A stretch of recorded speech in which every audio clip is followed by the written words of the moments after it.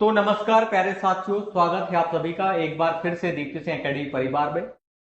जितने हमारे भारत के अलग अलग राज्य से ईपीएस 95 पेंशन कर्मचारी इस वीडियो को देख रहे हैं, तो पहले तो आप लोगों से स्पेशल निवेदन है कि इस वीडियो को ज्यादा से ज्यादा लोगों तक जरूर पहुंचाना।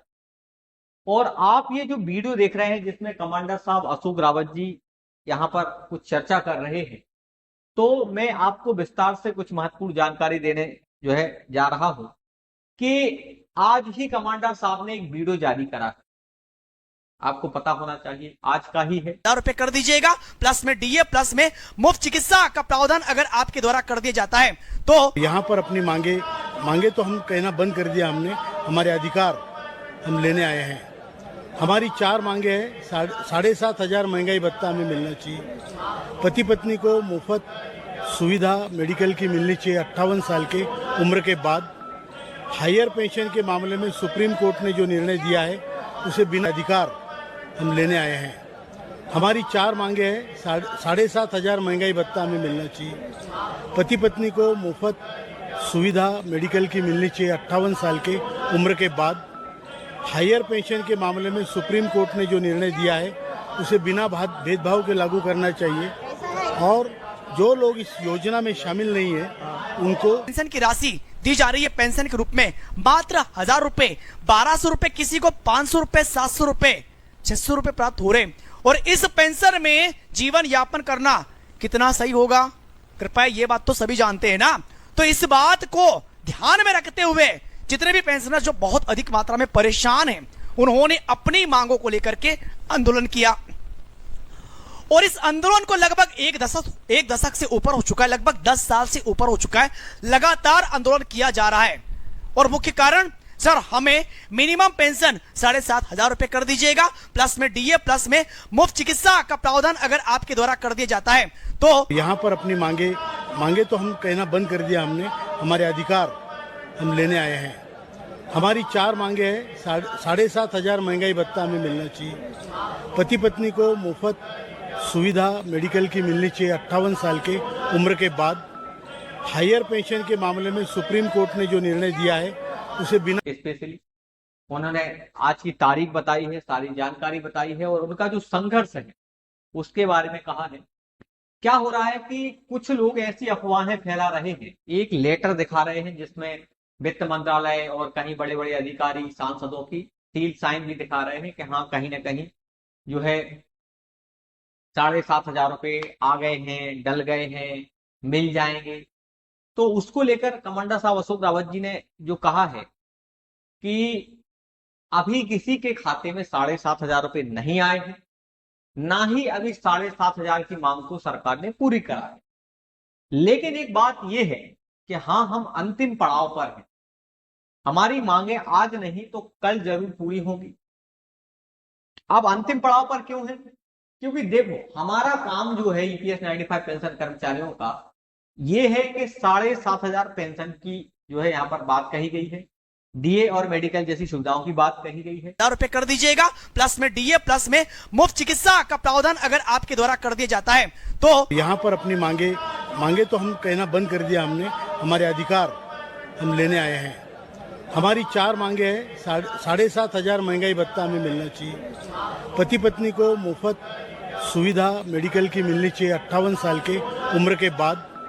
हायर पेंशन के मामले में सुप्रीम कोर्ट ने जो निर्णय दिया है उसे बिना तो ये इन सब चीजों की अगर मैं बात करूं तो आपको पता होना चाहिए कि आपको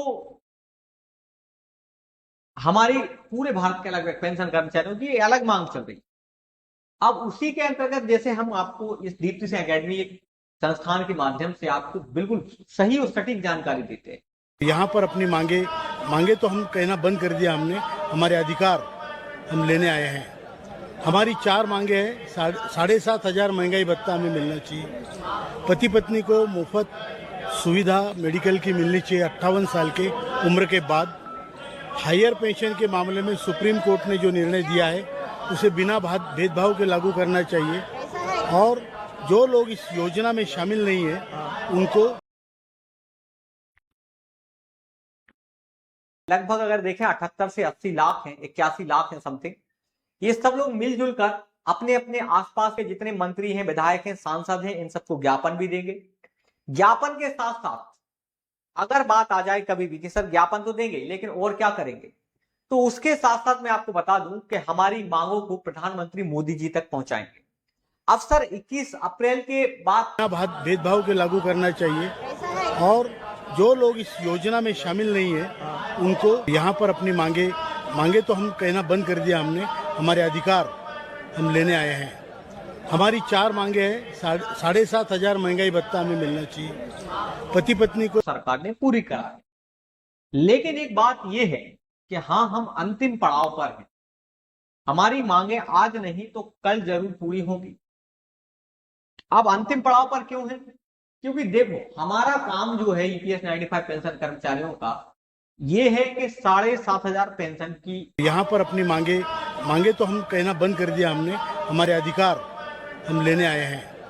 हमारी 4 मांगे हैं। 7,500 महंगाई भत्ता हमें मिलना चाहिए। पति पत्नी को मुफ्त सुविधा मेडिकल की मिलनी चाहिए 58 साल के उम्र के बाद। हायर पेंशन के मामले में सुप्रीम कोर्ट ने जो निर्णय दिया है उसे बिना भेदभाव के लागू करना चाहिए और जो लोग इस योजना में शामिल नहीं है उनको शामिल। तो नमस्कार प्यारे साथियों, स्वागत है आप सभी का एक बार फिर से दीप्ति सिंह एकेडमी परिवार में। जो भी हमारे ईपीएस 95 पेंशन कर्मचारी हैं, आप सभी को पता है कि 13, 14 और 15 3 दिवसीय एक राष्ट्रीय स्तर पर जो है ज्ञापन प्रक्रिया हुई थी।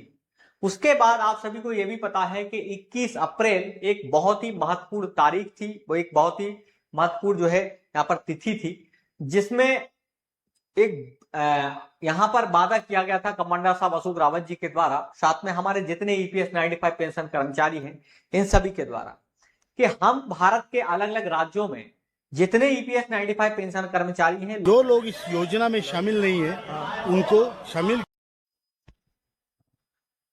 तो नमस्कार प्यारे साथियों, स्वागत है आप सभी का एक बार फिर से दीप्ति सिंह एकेडमी परिवार में। जो भी हमारे ईपीएस 95 पेंशन कर्मचारी हैं, आप सभी को पता है कि 13, 14 और 15 3 दिवसीय एक राष्ट्रीय स्तर पर जो है ज्ञापन प्रक्रिया हुई थी।